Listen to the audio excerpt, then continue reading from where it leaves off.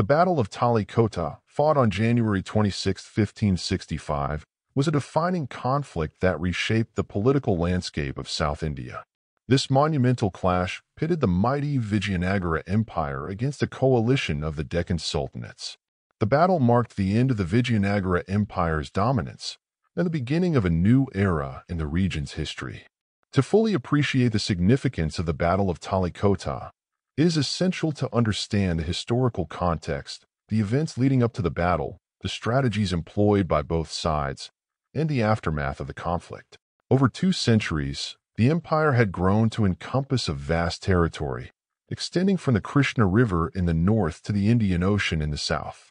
It was renowned for its impressive architecture, vibrant culture, and thriving economy. The capital city, Vijayanagara, modern-day Hampi, was a bustling metropolis and a center of learning and art. However, the empire's expansionist policies and its wealth made it a target for its neighbors. The Deccan Sultanates, comprising Bijapur, Ahmednagar, Golconda, and Bidar, were powerful Muslim kingdoms to the north of Vijayanagara.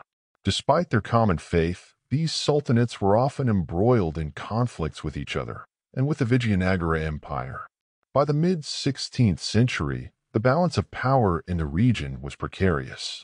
The Vijayanagara Empire had managed to maintain its supremacy through a combination of military might and diplomatic maneuvers. However, the rise of the Deccan Sultanates posed a significant threat to its hegemony. The seeds of the Battle of Talikota were sown in the complex political landscape of the Deccan. In the early 16th century, the Vijayanagara Empire was ruled by Krishna Devaraya, a brilliant strategist and administrator who expanded the empire to its zenith. However, his successors lacked his vision and capability, leading to internal strife and weakened central authority. Meanwhile, the Deccan Sultanates, under rulers like Ali Adil Shah of Bijapur, Ibrahim Tsuli Kut Shah of Golconda, and Hussein Nizam Shah of Ahmednagar, began to consolidate their power. Tensions between Vijayanagara and the Deccan Sultanates escalated in the 1560s. The immediate cause of the conflict was the capture of the strategic fortress of Raichur by the Vijayanagara forces. The fortress, located on the banks of the Krishna River, was a valuable prize due to its strategic location and fertile lands.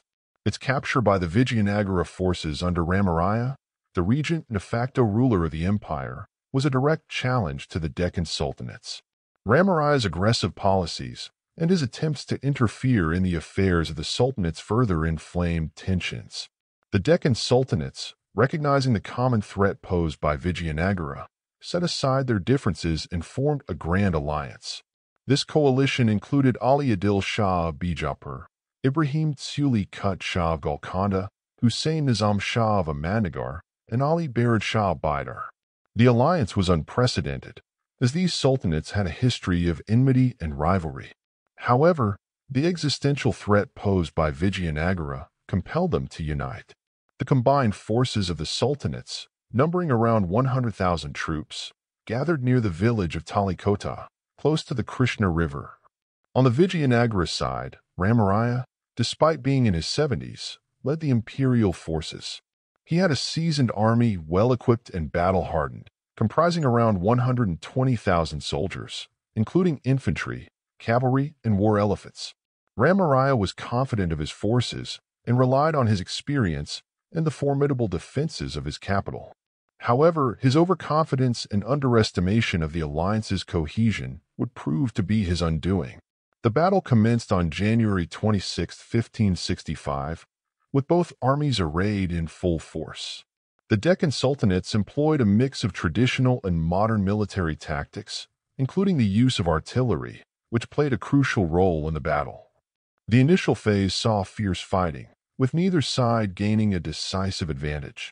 The Vijayanagara forces, commanded directly by Ramaraya, launched several assaults on the allied forces, but the Sultanates held their ground. The turning point in the battle came when the Deccan Sultanates executed a well-coordinated pincer movement. The allied forces feigned a retreat, drawing the Vijayanagara troops into a vulnerable position.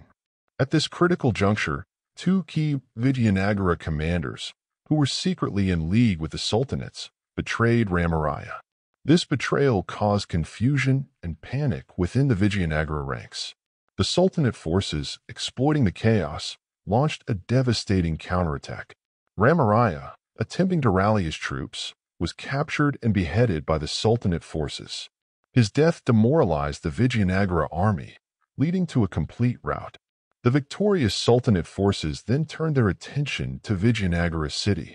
Over the next few days, they sacked and plundered the capital, leaving it in ruins. The city's magnificent temples, palaces, and markets were destroyed, and its treasures were looted. The destruction of Vijayanagara marked the end of the empire as a significant power in South India. The aftermath of the Battle of Talikota was profound. The Vijayanagara Empire, though it continued to exist in a diminished form, never recovered its former glory. The territories that once belonged to the empire were divided among the Deccan sultanates, leading to a realignment of power in the region. The battle also signaled the beginning of the end for the sultanates, as the unity they displayed at Talikota was short-lived.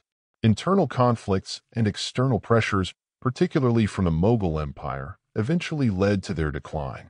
The Battle of Talikota is remembered not only for its immediate impact but also for its long-term consequences.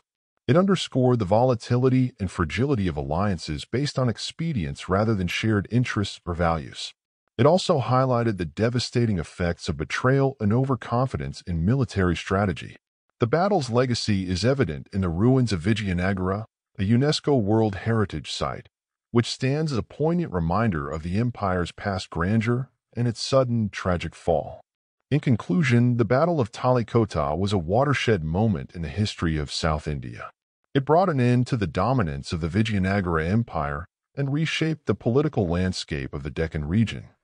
The battle serves as a stark reminder of the complexities of power, the fragility of empires, and the enduring impact of historical events on the cultural and political fabric of a region.